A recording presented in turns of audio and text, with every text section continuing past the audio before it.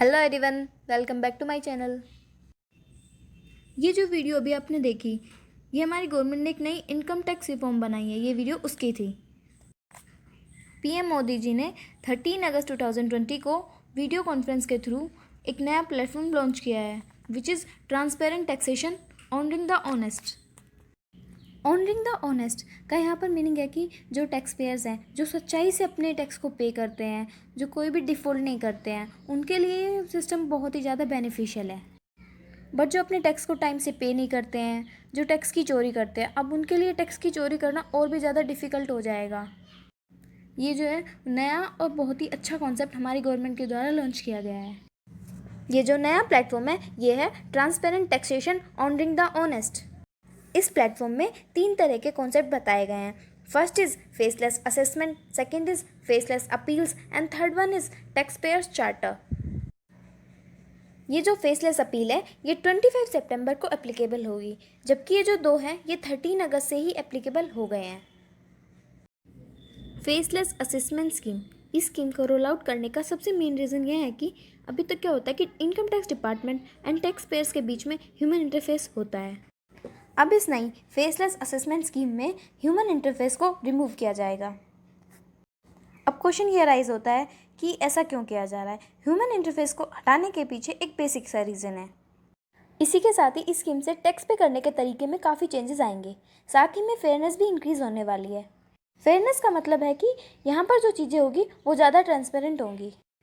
अब हम faceless assessment के कुछ खास फीचर्स जान लेते हैं। फर्स्ट है selection only through system, data analytics and AI. Tax payers का जो सोल्यूशन होगा वो एक सिस्टम के थ्रू होगा, वो data analytics and artificial intelligence के बेसिस पर होगा। एबोलिशन ऑफ टेरिटोरियल जुरिडिक्शन, इसमें ये होगा कि अगर एक पर्सन है वो एक टेरिटरी में रहता है तो उसकी अपील उस टेरिटरी में ही नहीं सुनाई देगी। यहाँ पर क्या है कि टेरिटोरियल जुरिडिक्शन को ख़त्म करने की बात कही गई है। इसका मतलब ये है कि अब वो व्यक्ति कहीं भी अपील कर सकता है, उसकी अपील कहीं भी सुनी जा सकती है। Automated random allocation of cases, cases का जो एलोकेशन होगा वो एक तरह से ऑटोमेटेड होगा, रैंडम होगा। किसी को कुछ भी पता नहीं रहेगा कि उनका केस किसके पास जाने वाला है, किसको एलोकेट होने वाला है। और यहाँ पर जो केस वो हैंडल करने वाला होगा उसे भी नहीं पता होगा कि उसको किसका केस मिलने वाला है।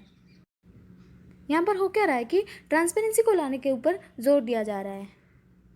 Central issuance of notice with document identification number, यहाँ डॉक्यूमेंट आइडेंटिफिकेशन के नंबर पर केसेस को हैंडल किया जाएगा और जो नोटिस इशू होंगे वो सेंट्रल लेवल पर होंगे।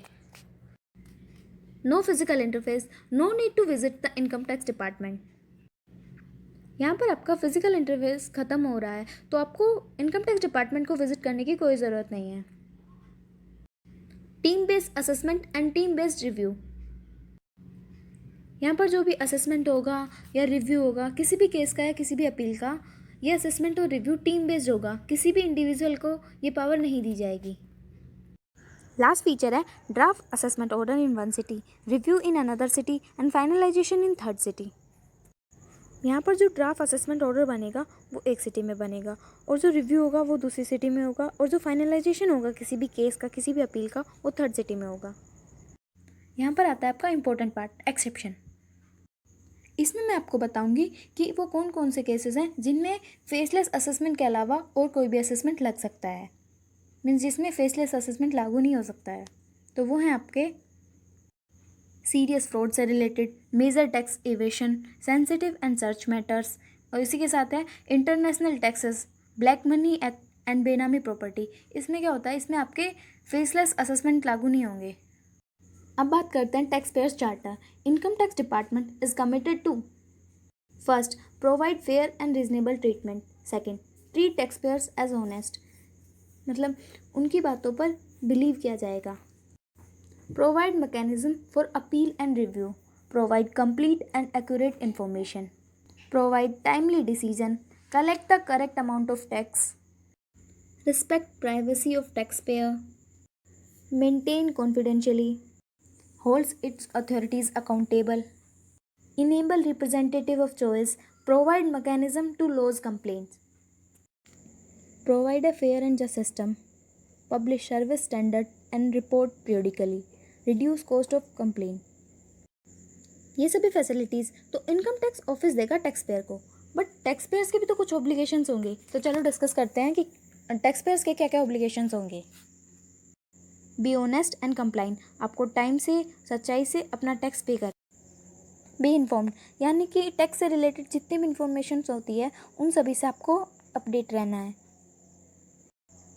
कीप एक्यूरेट रिकॉर्ड्स, यानी कि आपकी बुक ऑफ अकाउंट्स है उसको आपको सही से मेंटेन करना है, रिकॉर्ड्स एकदम एक्यूरेट रखने हैं।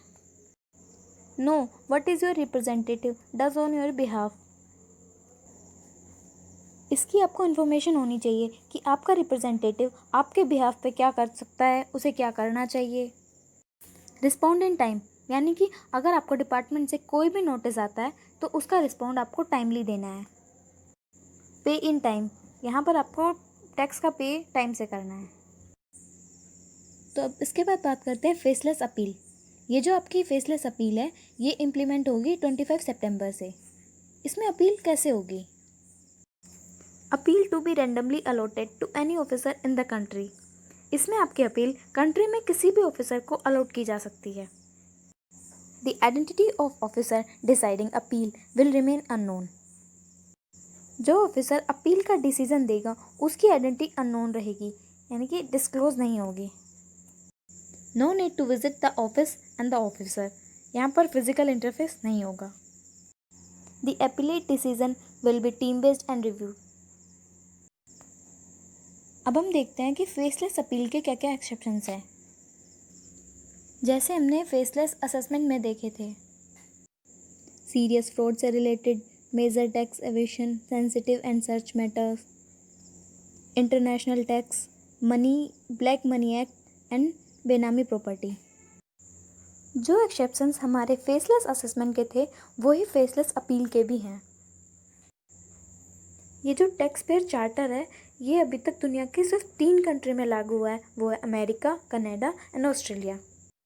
बाकी किसी भी कंट्री में नहीं है ये, तो अब 4th कंट्री इंडिया बन गई है। देखिए इन सभी रिफॉर्म से एक बात तो बिल्कुल क्लियर हो गई है कि अब की जो इंडिया की गवर्नमेंट है वो रिफॉर्म पर फोकस कर रही है। अभी कुछ दिन पहले ही नेशनल एजुकेशन पॉलिसी को भी लॉन्च किया गया है, वो भी 34 साल बाद ही चेंज की गई है। अगर आपको कोई भी क्वेरी है तो आप नीचे कमेंट बॉक्स में लिख सकते हो। I hope you like the video.